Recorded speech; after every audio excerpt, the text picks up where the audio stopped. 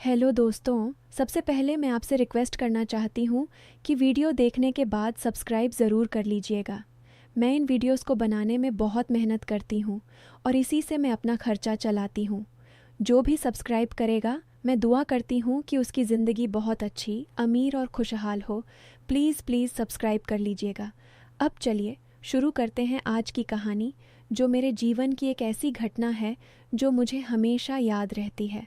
मेरा नाम प्रिया है, उम्र है 25 साल की और मैं शहर की उस चकाचौंध वाली ज़िंदगी में पली बड़ी हूँ जहाँ हर कोई दौड़ रहा है, लेकिन दिल में सुकून नहीं मिलता। मेरे पापा एक छोटे से बिजनेस करते थे, माँ घर संभालती थीं। मैंने कॉलेज से समाज सेवा की डिग्री ली और एक एनजीओ में जॉब कर ली, जहाँ गरीब बच्चों को शिक्षा देने का काम होता था। लेकिन शहर के स्कूलों में पढ़ाते पढ़ाते मन ऊब गया। वहाँ बच्चे स्मार्टफोन में खोए रहते, लेकिन गांव के बच्चों की आंखों में वह भूख होती है जो मुझे खींचती थी। एक दिन मैंने फैसला किया कि गांव जाऊंगी, वहाँ के बच्चों को पढ़ाऊंगी।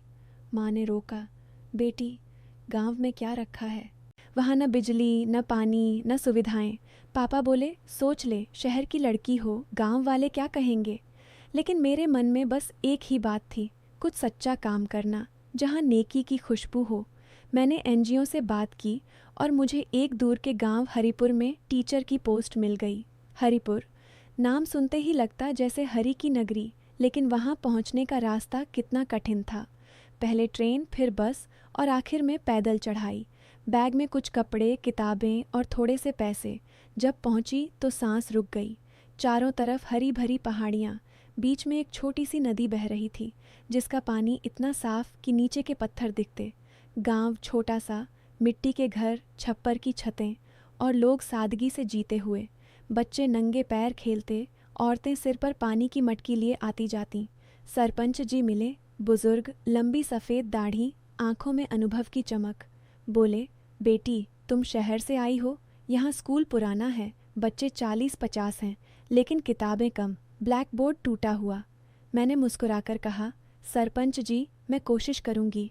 बच्चे तो मिट्टी जैसे होते हैं, उन्हें आकार देना पड़ता है। उन्होंने सिर हिलाया, ठीक है, कल से शुरू करो। रहने के लिए स्कूल के पास एक छोटा सा कमरा दिया गया। रात को लालटेन जलाकर सोती, बाहर जंगली जानवरों की आवाज़ें आती, लेकिन दिल में शांति थी। सुबह उठती, नदी से पानी भरती, चूल्हे पर चाय बनाती और स्कूल जाती। पहले दिन बच्चे मुझे देखकर छुप गए। लड़कियां शर्माती, लड़के दूर से घूरते। मैंने उन्हें बुलाया, आओ बच्चों, मैं प्रिया दीदी हूँ। आज से हम साथ पढ़ेंगे, गाने गाएंगे, कहानियाँ सुनेंगे।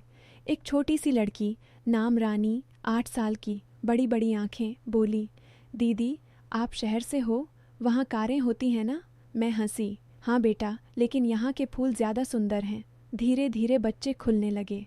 मैं उन्हें अक्षर सिखाती, अंग्रेज़ी के शब्द बताती, गणित के खेल खेलाती। शाम को घर घर जाती, माँ बाप से कहती, बच्चों को स्कूल भेजो, शिक्षा से जीवन बदलेगा। गांव की औरतें पहले संकोच करतीं, लेकिन फिर चाय पिलातीं, बातें करतीं। सरपंच जी की बहू, नाम सरिता भाभी, मेरी अच्छी दोस्त बन गई। वह कहती, दीदी, तुमने तो हमारे गांव में उम्मीद जगा दी। पहले बच्चे खेतों में काम करते थे, अब किताबें खोलते हैं। लेकिन जहाँ अच्छाई होती है, वहाँ ईर्ष्या भी आती है। गांव में सरपंच जी का छोटा भाई था, नाम हरि सिंह। उम्र 45 के करीब, चेहरा सख्त, आंखें चालाक। वह गांव की ज़मीन पर नज़र रखता था। सुना था कि शहर से कुछ व्यापारी आकर गांव की उपजाऊ ज़मीन खरीदना चाहते थे, फैक्ट्री लगाने के लिए। हरि सिंह चुपके से उनसे मिलता, बड़े कमीशन के लालच में। लेकिन सरपंच जी ईमानदार थे, बोले, ज़मीन नहीं बेचेंगे, ये हमारी आने वाली पीढ़ियों की अमानत है। हरि सिंह को यह बात नागवार गुजरती। वह मुझे देखकर ताने मारता, यह शहर वाली क्या करेगी यहाँ? गांव की मिट्टी नहीं जानती, बच्चों को बिगाड़ देगी। मैं चुप रहती, लेकिन दिल में लगता। एक दिन स्कूल में बच्चों के साथ मैं पर्यावरण की क्लास ले रही थी। रानी ने कहा, दीदी, हमारे गांव की नदी साफ रहे तो अच्छा है ना? मैंने कहा, हाँ बेटा, हमें पेड़ लगाने चाहिए, कचरा नहीं फेंकना। तभी हरि सिंह आया, बोला, प्रिया, तुम शहर की बातें मत सिखाओ, यहाँ की परंपराएं अलग हैं।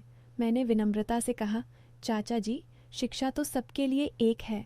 वह चला गया, लेकिन आंखों में गुस्सा था।